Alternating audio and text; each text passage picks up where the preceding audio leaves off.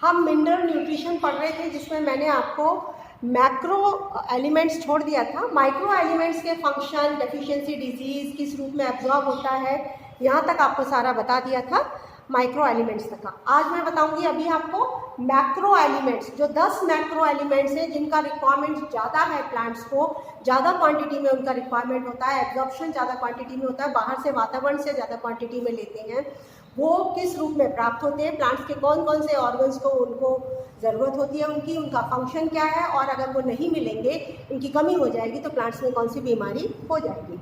तो हम ये लेते हैं मैक्रो एलिमेंट्स का। माइक्रो मैंने कंप्लीट कर दिया था। मैक्रो एलिमेंट्स में सबसे पहले मैंने बताया था आपको कार्बन, हाइड्रोजन और ऑक्सीजन, ये 3 मिनरल न्यूट्रिएंट्स में नहीं आते हैं क्योंकि ये नीचे ज़मीन से नहीं लेकर के कहाँ से लेते हैं, वातावरण से, CO2 और पानी से मिल जाता है। कार्बन कहाँ से मिल रहा है, CO2 से, ऑक्सीजन मिल रहा है CO2 से और वाटर से, और H भी मिल रहा है किससे, वाटर से। तो ये C, carbon, hydrogen, oxygen plant को किस रूप में मिल रहे हैं, CO2 और वाटर के इनसे प्राप्त हो जाते हैं। और फिर ये कौन कौन से प्लांट के पार्ट को चाहिए, पूरे प्लांट को ये चाहिए होते हैं, carbon, hydrogen, oxygen, all part. उसके बाद इनका रोल क्या है, बहुत इंपॉर्टेंट रोल है। They take part in part of, part यानी हिस्सा है किसका, सारी कार्बोहाइड्रेट्स में आपको कार्बन, हाइड्रोजन, ऑक्सीजन चाहिए, सारे ऑर्गेनिक एसिड में कार्बन, हाइड्रोजन, ऑक्सीजन चाहिए, सभी फैट्स में, प्रोटीन्स में, अमीनो एसिड्स में, एंजाइम्स में, हार्मोन्स में, सब में कार्बन, हाइड्रोजन, ऑक्सीजन का रूप होता है, सब होते हैं। कार्बन, हाइड्रोजन, ऑक्सीजन इन सब में मौजूद होता है, यानी एक तरीके से पूरा प्रोटोप्लाज्म, जो सेल का प्रोटोप्लाज्म होता है, वो कार्बन, हाइड्रोजन, ऑक्सीजन के बगैर नहीं बन सकता है। अगर इनकी थोड़ी सी भी कमी हो जाती है, डेफिशिएंसी हो जाती है, तो रिटार्ड्स द ग्रोथ, यानी प्लांट की ग्रोथ रुक जाती है। दूसरा हम आते हैं अब नाइट्रोजन। नाइट्रोजन प्लांट को जमीन से मिलता है नाइट्राइट, NO2, NO3, NH4 के रूप में, पानी के साथ एब्जॉर्ब होता है, NO2, NO3, NH4 के रूप में। पूरे प्लांट पार्ट्स को चाहिए, स्पेशली मेरिस्टेमेटिक टिश्यूज जो होते हैं, जो एक्टिवली डिवाइडिंग टिश्यू होते हैं, उनको सबसे ज़्यादा नाइट्रोजन की ज़रूरत पड़ती है। क्या काम करते हैं प्लांट में, ये भी प्रोटीन का पार्ट है नाइट्रोजन, पार्ट ऑफ प्रोटीन। उसके बाद DNA का पार्ट है, RNA का पार्ट है, विटामिन का पार्ट है, हार्मोन्स का पार्ट है, ATP का पार्ट है, क्लोरोफिल का पार्ट है, कोएंजाइम्स का पार्ट है। इतने सारी चीज़ों में नाइट्रोजन, और भी बहुत सारी चीज़ें हैं जिनमें नाइट्रोजन एक अपना नाइट्रोजन का part, nitrogen as a element मौजूद रहता है, उनके उसके बगैर ये पार्ट्स, ये मैक्रोमॉलिक्यूल्स तैयार नहीं होते। यदि नाइट्रोजन की डेफिशिएंसी हो जाती है तो क्लोरोसिस हो जाती है। क्लोरोसिस का मतलब है पीली पड़ना, पत्ती पीली हो जाती है, क्लोरोफिल मॉलिक्यूल टूट जाता है, खत्म हो जाता है, जिससे कि पत्ती ग्रीन न रह के पीली हो जाएगी और वक्त से पहले झड़ जाएगी। रिटार्ड्स ग्रोथ, यानी पूरे प्लांट की ग्रोथ कम हो जाती है। फिर आते हैं फास्फोरस पे, ये प्लांट एब्जॉर्ब करता है H2PO4 के रूप में। यंग टिश्यूज को सबसे ज़्यादा ज़रूरत होती है फास्फोरस की, और लेस एक्टिव सेल्स को ज़रूरत होती है फास्फोरस की। क्या काम करता है प्लांट में, part of cell membrane, cell membrane का हिस्सा है, न्यूक्लिक एसिड, DNA, RNA का हिस्सा है, न्यूक्लियोटाइड्स का हिस्सा है, और ATP का हिस्सा है फास्फोरस। ये दिख रहा है कि आपको अपने आप ही समझ आ जाएगा। और यदि ये नहीं होगा तो क्या होगी, वही क्लोरोसिस और रिटार्ड्स ग्रोथ, सेम फंक्शन जो है, सेम डिजीज। पोटेशियम, पोटेशियम के आयंस के रूप में एब्जॉर्ब होता है, और कौन से प्लांट पार्ट को चाहिए, मेरिस्टेमेटिक टिश्यू को चाहिए, बर्ड्स को चाहिए, लीव्स को चाहिए, रूट टिप्स को चाहिए।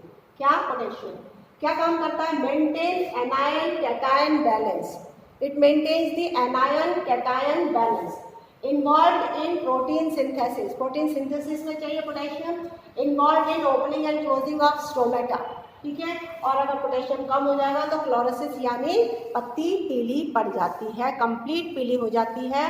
और क्लोरोसिस का मतलब होता है पत्ती का पीला पड़ जाना, क्योंकि क्लोरोफिल खत्म हो जाती है। और नेक्रोसिस का मतलब होता है जगह जगह टिश्यूज की डेथ हो जाती है, तो पत्ती में जगह जगह से टिश्यूज डेथ होने से पत्ती पूरी डिस्टॉर्टेड हो जाती है, टूट जाती है, जगह जगह से उसके सेल्स की डेथ हो जाती है।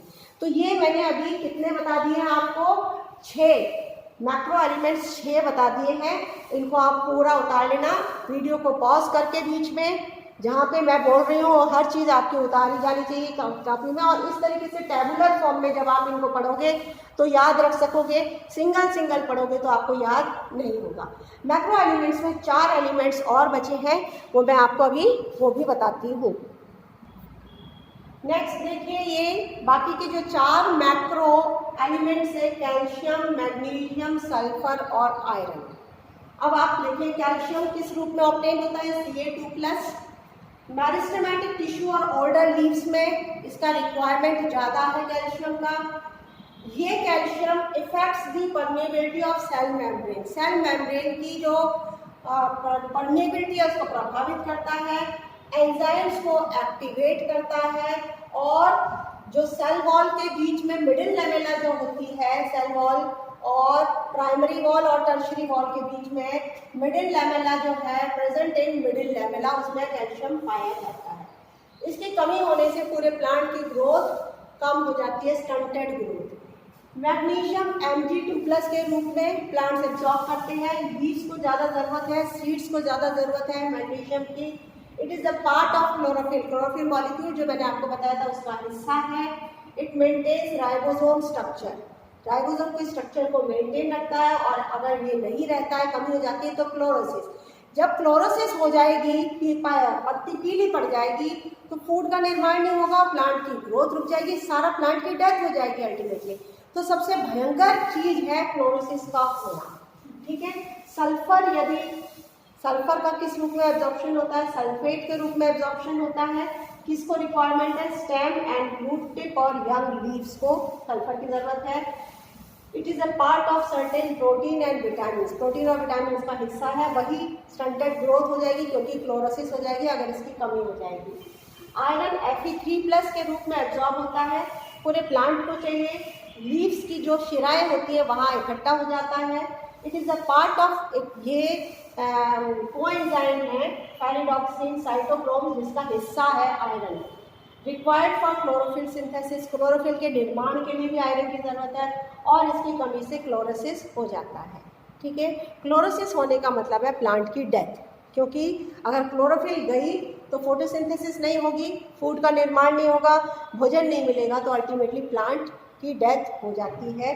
तो ये कंप्लीट जो चैप्टर था मिनरल न्यूट्रिशन का, जिसके अंदर मैंने आपको बताया कि मिनरल न्यूट्रिशन की परिभाषा क्या है, इसको मिनरल न्यूट्रिशन कहते क्यों हैं, असेंशियल एलिमेंट किस आधार पे कैलकुलेट होते हैं कि ये असेंशियल एलिमेंट है, उसके जो 3 मैंने आपको बताए वो पॉइंट्स याद रखिएगा।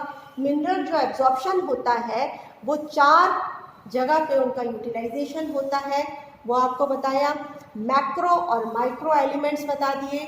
माइक्रो एलिमेंट्स 5 जो थे वो मैंने अलग टेबल बना के बताया था, और मैक्रो एलिमेंट्स 10 अलग से बता दिए कि किस रूप में एब्जॉर्ब होते हैं, प्लांट के कौन से हिस्से को इनकी ज़रूरत होती है, प्लांट के अंदर जाके ये क्या काम करते हैं या किसका हिस्सा बनते हैं या किसको एक्टिवेट करते हैं वो बता दिया।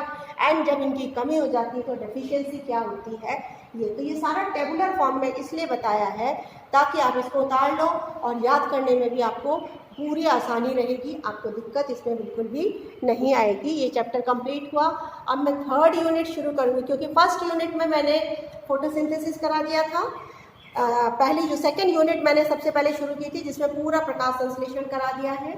प्रथम यूनिट 1st यूनिट में वाटर एब्जॉर्प्शन हो गया, ट्रांसपिरेशन होगा, मिनरल न्यूट्रिशन हो गया। अब 3rd यूनिट आपकी शुरू की जाएगी, ठीक है। नेक्स्ट जो क्लास होगी उसमें 3rd यूनिट में आपको बताऊँ।